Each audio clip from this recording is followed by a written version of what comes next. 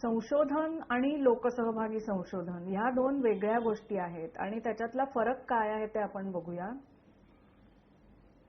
संशोधन आणि लोकसहभागी संशोधनात काही महत्वाचे आणि मूलभूत फरक आहेत.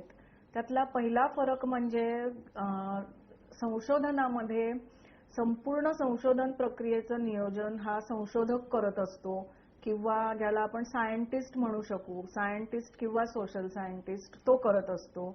आणि लोकसहभागी संशोधनामध्ये नियोजनामध्ये आणि अंमलबजावणीमध्ये लोकांचा, ज्यांच्या बाबतीत हे संशोधन होणार आहे त्यांचा सुद्धा सहभाग असतो.